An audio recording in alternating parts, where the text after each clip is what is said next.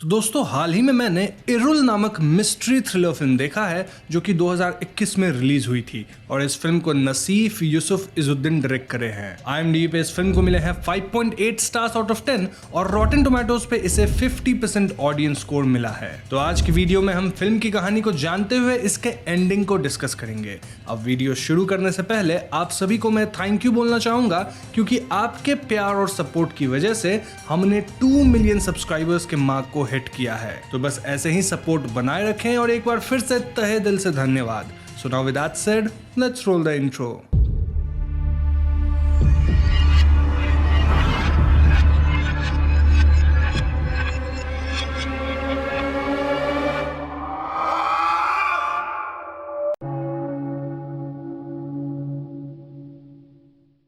तो फिल्म के शुरुआत में हम एलेक्स से मिलते हैं जो कि एक राइटर है और हाल ही में उसने अपनी नोवेल इरुल को पब्लिश किया था जिस पे रीडर्स का काफी अच्छा रिस्पांस आया था। फिलहाल एलेक्स एक नए बुक की आइडिया की तलाश में है। अब यहाँ हम व्यूअर्स एलेक्स को थोड़ा परेशान देखते हैं क्योंकि पिछले कुछ दिनों से उसे अपनी गर्लफ्रेंड अर्चना को लेकर बुरे नाइटमेयर्स आ रहे थे। ना अर्चना जो कि एक लॉयर है वो अपने बिजी शेड्यूल से वक्त निकाल के एलेक्स से इस टॉपिक पे बात करती है और अर्चना का कहना था कि एलेक्स ने अपने किताब इरुल को काफी डार्क लिखा है, इसी कारण उसका साइकोलॉजी इफेक्ट हो गया है। इस पे एलेक्स कहता है कि तुम तो मेरी किताब पढ़ी तक नहीं हो तो तुम मेरी बुक को कैटेगराइज कैसे कर रही हो। इस पे अर्चना वादा करती है कि वो एलेक्स की किताब जरूर पढ़ लेगी एंड देन फोन बजने के कारण अर्चना वापस अपने काम में लग जाती है। अर्चना के इतना बिजी होने के कारण एलेक्स थोड़ा इरिटेटेड दिखता है और अब अर्चना को ही पता लग गया था कि उसके बिजी रहने से एलेक्स नाराज है और इसीलिए उसी रात वो उससे माफी मांग लेती है। मेकअप करने के लिए ये दोनों एक वीकेंड ट्रिप प्लान करते हैं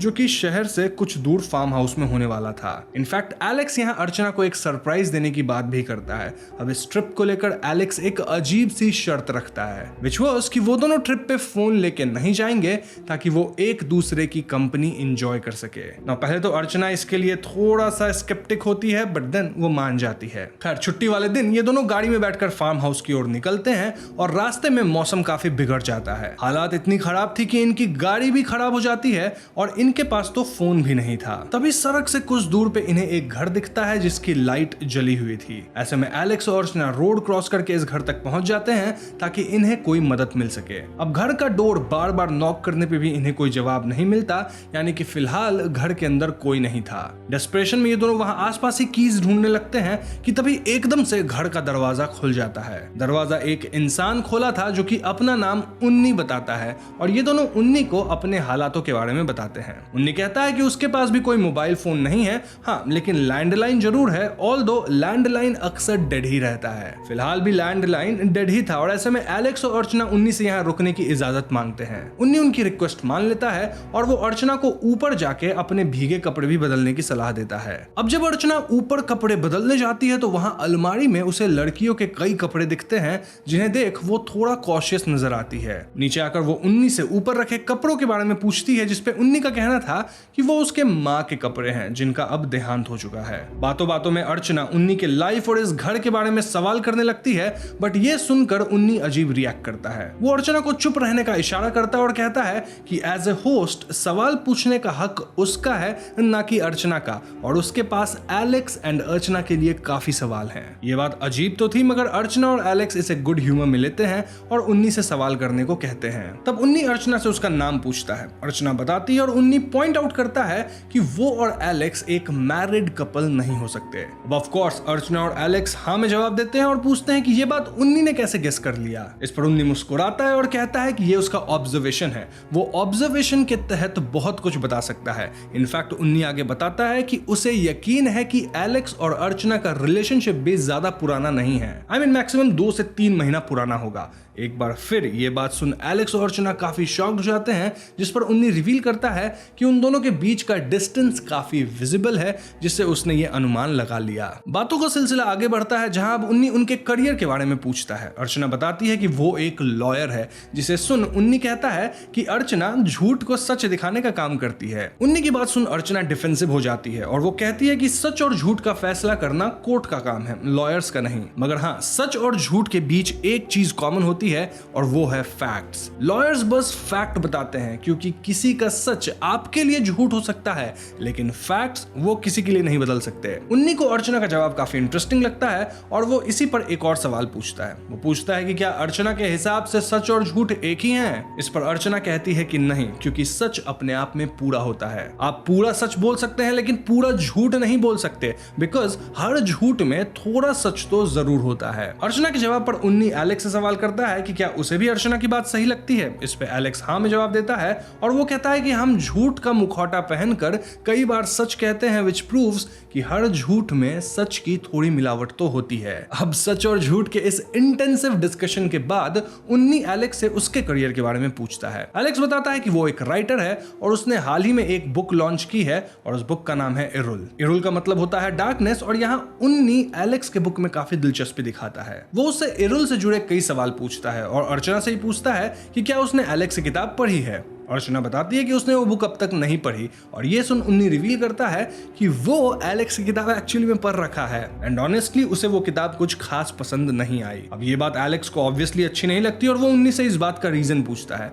उन्नी मुस्कुराता है और कहता है कि एलेक्स ने अपनी बुक एक सीरियल किलर पे लिखी है जिसने 6 कत्ल किए, लेकिन उस किलर का मोटिव क्लियर ही नहीं है। इस पर एलेक्स पहले तो ये बात क्लियर करता है कि उसके बुक वाले किलर ने 6 नहीं 5 कत्ल किए थे। वो आगे कहता है कि नोवेल में मोटिव भी क्लियर है, किलर लड़कियों को अपना शिकार बनाता है बिकॉज वो उनसे नफरत करता है। ये सुन उन्नी एलेक्स से पूछता है कि वो इस कंक्लूजन पे कैसे पहुंचा था कि किलर लड़कियों से नफरत करता है। इस सवाल के जवाब में हमें एक इंटरेस्टिंग बात बताई जाती है। तो असल में एलेक्स की नॉवेल इरुल एक रियल लाइफ स्टोरी पे बेस्ड है। कुछ साल पहले केरला में एक नटोरियस कातिल की खबर फैली हुई थी जो औरतों को बेरहमी से मार रहा था। बहुत न्यूज कवरेज और एक्सटेंसिव इन्वेस्टिगेशन के बावजूद ये किलर नहीं पकड़ाया और लोग उसे बेनाम सीरियल किलर मानने लगे। एलेक्स ने इस केस और किलर पे रिसर्च वगैरह करके अपनी बुक इरुल लिखी थी जो ऐसे ही सीरियल किलर के बारे में है। Coming back to story, Alex कहता है कि फोरेंसिक रिपोर्ट्स के मुताबिक जो विक्टिम्स थे उन्हें बहुत बेरहमी से मारा गया था। यही नहीं, मरने से पहले किलर ने उन लड़कियों के सर से बाल शेव कर दिए थे,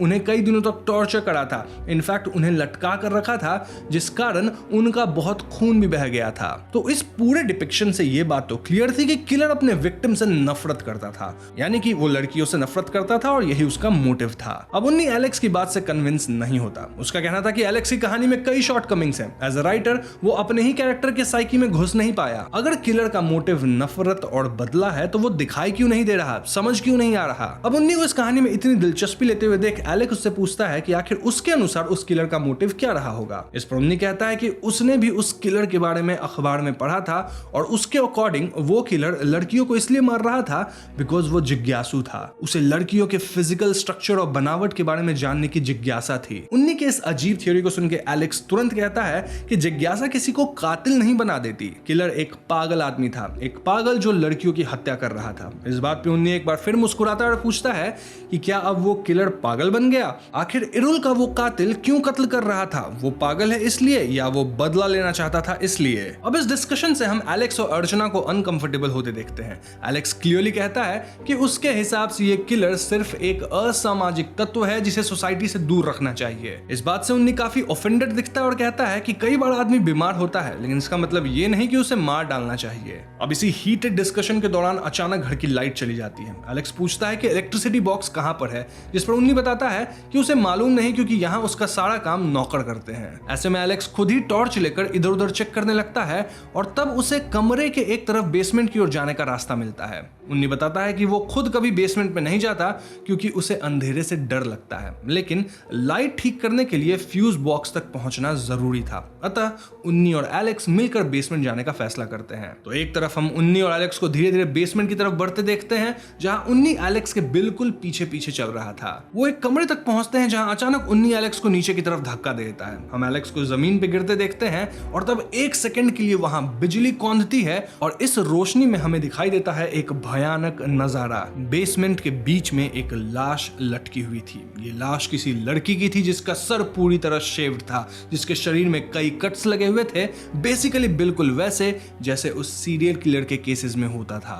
दूसरी तरफ ऊपर हम अर्चना को देखते हैं जिसके हाथ से अचानक ही एक ग्लास नीचे गिर जाता है। इस हलचल से वो थोड़ा घबरा जाती है और इस पॉइंट पे हमें पूरे घर की लाइट्स फ्लिकर होते दिखाई देती है। इसके ठीक बाद सुनाई देती है गोली की तेज आवाज, जिसे सुन अर्चना बहुत डर जाती है। यह आवाज नीचे बेसमेंट से आ रही थी। अर्चना डरते हुए नीचे जाने लगती है और धीरे धीरे उसी कमरे के पास जा पहुंचती है। अब अंधेरे में जब कमरे का दरवाजा खुलता है तो सामने खड़ा था एलेक्स, जिसके हाथ में अर्चना एक बंदूक देखती है। पास ही में उसे उन्नी भी दिखाई देता है जो जमीन पे पड़ा था और उसके सर में चोट लगी हुई थी। ये नजारा देख अर्चना बहुत घबरा जाती है और वो एलेक्स से लगातार पूछने लगती है कि ये सब क्या चल रहा है। एलेक्स यहाँ कुछ भी कहने से इनकार करता है क्योंकि वो खुद काफी घबराया लग रहा था। एलेक्स उन्नी को खींचते हुए बेसमेंट से बाहर लाता है और उसके हाथ पैर बांध देता है। एलेक्स यहाँ इधर उधर कुछ तो ढूंढ रहा था, इनफैक्ट वो सारा सामान उठाकर फेंक रहा था। फाइनली एलेक्स ड्रॉ में रखे एक बॉक्स को चेक करता है जो खाली था। हम क्लियरली समझ पा रहे थे कि इस बॉक्स में वही गन रखा हुआ था जो अभी एलेक्स के हाथ में मौजूद था। यहाँ अर्चना एक बार फिर एलेक्स से पूछती है कि वो क्या कर रहा है। फाइनली एलेक्स अपना मुंह खोलता है और वो अर्चना से कहता है कि उन्नी वही सीरियल किलर है। उसने बेसमेंट में एक लड़की को जख्मी हालत में कैद कर रखा है और तो और उसने एलेक्स पे भी हमला किया, जिस कारण एलेक्स को उस पे पलटवार करना पड़ा। अब ये बात सुनते ही अर्चना एलेक्स को पुलिस बुलाने कहती है, लेकिन एलेक्स ये नहीं कर सकता था। क्यों? क्योंकि वो कहता है कि ये घर असल में उसका है। जी हाँ दोस्तों, एलेक्स बताता है कि वो अर्चना को सरप्राइज देने के लिए जिस फार्म हाउस में लाना चाहता था वो यही फार्म हाउस है। लेकिन जब उसने यहाँ उन्नी को देखा तो उसने कुछ भी नहीं कहा क्योंकि वो जानना चाहता था कि उन्नी कौन है, उसके घर में क्या कर रहा है। इन सम ट्विस्टेड वे एलेक्स को लग रहा था कि ऐसा करके उसे शायद अपने नए नोवेल की कोई कहानी, कोई आइडिया मिल जाए। लेकिन उसे क्या मालूम था कि उसके घर में आग घुसा यह आदमी कोई सीरियल किलर निकलेगा। अब एलेक्स पूरी तरह फंस चुका है क्योंकि अगर पुलिस को बुलाया गया तो उन्हें वो किलर और एक लाश यही मिलेगी और पुलिस एलेक्स को भी जिम्मेदार मान लेंगे। और इसीलिए एलेक्स पुलिस को नहीं बुलाना चाहता था। अब तक उन्नी को होश आने लगा था और होश आने के बाद उन्नी का सुर पूरी तरह बदल चुका था। घर में इतनी देर तक साइकोलॉजी और इंटेलिजेंस पे बड़े बड़े भाषण देने वाला उन्नी खुद को पूरी तरह डरा हुआ दिखाता है। इनफैक्ट वो तो एलेक्स और अर्चना से रहम की भीख मांगने लगता है। उन्नी कहता है कि वो एक मामूली चोर है जो इस घर में चोरी करने के लिए घुसा था। जब एलेक्स और अर्चना यहाँ आए तो उसने घबराहट में उन्हें अंदर बुला लिया, लेकिन बेसमेंट में पहुंचने के बाद वो बहुत डर चुका है क्योंकि एलेक्स ने यहाँ किसी लड़की को कैद किया हुआ है। वो अर्चना से कहता है कि वो उसे जाने दे बिकॉज वो अपनी जान एलेक्स के हाथों गंवाना नहीं चाहता। अब ये सुन एलेक्स तिलमिला उठता है। वो भी खुद को डिफेंड करता है सेइंग कि उसे कुछ भी मालूम नहीं था और असली किलर तो उन्नी है एंड अब वो पुलिस के सामने उसे फंसाना चाहता है। इन सब बातों के बीच अर्चना असमंजस में पड़ जाती है। उसे समझ ही नहीं आता कि वो क्या करे। इधर उन्नी लगातार अर्चना को उसके हाथ खोलने के लिए रिक्वेस्ट कर रहा था। वो कहता है कि उसने तो फोन के बारे में भी झूठ कहा था, फोन कभी भी डेड था ही नहीं, सिर्फ उसने फोन के तार को डिस्कनेक्ट कर दिया था ताकि उसकी चोरी पकड़ी ना जाए। ये बात सुन अर्चना फोन के पास दौड़ती है ताकि पुलिस को बुला सके, लेकिन एलेक्स उसे रोक लेता है। वो तो फोन का तार तक तोड़ डालता है क्योंकि वो जानता था कि पुलिस यहाँ आई तो वो एलेक्स को दोषी समझ लेगी। एलेक्स की यह हरकत कहीं ना कहीं अर्चना को कंफ्यूज करने लगी थी और उन्नी वो अब भी एलेक्स को किलर बुलाए जा रहा था। इस बात से एलेक्स काफी फ्रस्ट्रेट होने लगा था और हम देखते हैं कि वो तुरंत अपने पास से अपना मोबाइल निकालता है और उन्नी को मारने पीटने लगता है ताकि किसी तरह उससे कन्फेस करवा सके कि असली किलर उन्नी है, एलेक्स नहीं। लेकिन एलेक्स के पास मोबाइल देख अर्चना और भी ज्यादा कंफ्यूज हो चुकी थी। एलेक्स उसे समझाने की कोशिश करता है कि वो सिर्फ उसे सरप्राइज देना चाहता था। वो अर्चना को एक रिंग भी दिखाता है जो वो उसे प्रपोज करने के लिए लाया था, लेकिन अर्चना बहुत डर चुकी थी। इस पॉइंट पे अर्चना को समझ नहीं आ रहा था कि वो उन्नी पे भरोसा करे या फिर एलेक्स पे। देखा जाए तो एलेक्स के साथ उसकी रिलेशनशिप काफी नई थी, तो एलेक्स पे पूरी तरह तो उसका भरोसा अब तक नहीं ही हुआ होगा। खैर, जब एलेक्स उन्नी को संभालने में व्यस्त हो जाता है तब हम अर्चना को ऊपर के कमरे में जाते देखते हैं। हम पाते हैं कि अर्चना अब भी छुप कर पुलिस को बुलाने की कोशिश कर रही थी, लेकिन एलेक्स उसे फिर से रोक लेता है। एलेक्स अर्चना से कहता है कि वो उसकी इकलौती गवाह है और अगर पुलिस यहाँ आ गई तो वो नहीं बचेगा। जब अर्चना फिर भी नहीं मानती तब एलेक्स उसे अपना गन देता और कहता है कि उसे जो सही लगे वो ऐसा कर सकती है। इधर नीचे हम उन्नी को देखते हैं जो घर से भागने की कोशिश कर रहा था, लेकिन एलेक्स उसे वापस पकड़कर अंदर ले आता है। एलेक्स उन्नी को फोर्स करता है कि वो अपनी गलती कबूल करे, लेकिन उन्नी अब भी लगातार वही बात रिपीट किए जा रहा था कि वो सिर्फ एक मामूली चोर है, कोई किलर नहीं। वो यहाँ चोरी करने आया था, लाश वो बाद में देखा, यानी कि एलेक्स किलर है। अब सच जानने के लिए अर्चना उन्नी से पूछती है कि अगर वो यहाँ चोरी करने आया था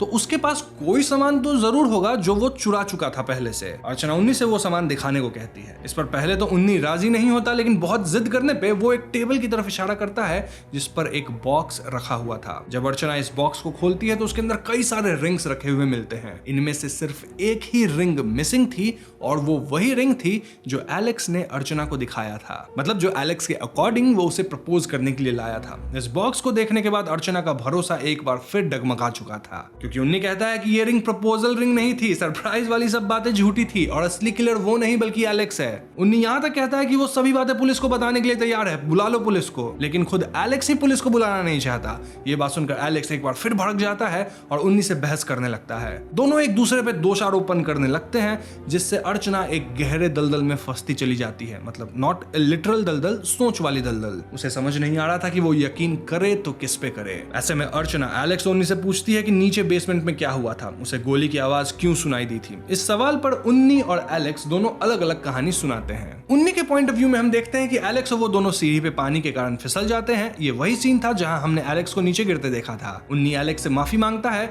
जिसके बाद हम एलेक्स को चलकर फ्यूज बॉक्स की तरफ पहुंचते देखते हैं। वो लाइट ठीक करता है, जिससे उस वक्त हमने घर के अंदर इलेक्ट्रिसिटी आते देखी थी, लेकिन उस रोशनी में उन्नी को वो लाश क्लियरली दिख जाती है। तभी एलेक्स उन्नी पर हमला कर देता है और उस पर गोली चला देता है। जब निशाना नहीं लगता तो वो उसे सर पे मार के बेहोश कर देता है। नाउ ये तो उन्नी की स्टोरी थी, लेकिन एलेक्स उन्नी की कहानी को झूठा बताता है। वो कहता है कि असल में लाश को एलेक्स ने देखा था, जिसके बाद उसने वहां से भागने की कोशिश की, लेकिन उन्नी ने उसी के घर से चुराई हुई गन से उस पे 2 बार गोली चलाई। अब गोली का निशाना नहीं लगा और जान बच गया एलेक्स का। तो ऐसे में एलेक्स उन्नी से बंदूक छीन के उसके सर पे वार करके उसे ही बेहोश कर दिया। तो दोनों कहानी डिफरेंट थी और एक बार फिर उन्नी और एलेक्स अपनी अपनी बात पे अड़ जाते हैं और हम दोनों को बहस करते देखते हैं। यहाँ उन्नी एक चिंता भी जाहिर करता है कि पता नहीं वो लड़की जो बेसमेंट में थी उसकी अभी क्या हालत होगी, क्या वो मर तो नहीं गई। उन्नी की ये बात सुन एलेक्स तुरंत बेसमेंट की तरफ भागता है और उसके पीछे में उन्नी अर्चना से कहता है कि एलेक्स ने जानबूझकर उसका फोन घर पे रखवा दिया ताकि पुलिस को उसका आखिरी लोकेशन शहर में ही मिले। उन्नी इंसिस्ट करता है कि ये सब एलेक्स का प्लान है ताकि वो उसे भी मार सके। इधर एलेक्स जब बेसमेंट में पहुंचता है तो वो कैद लड़की वाकई में मर चुकी थी। उसके पीछे यहाँ उन्नी और अर्चना भी पहुंचते हैं और एलेक्स अर्चना से कहता है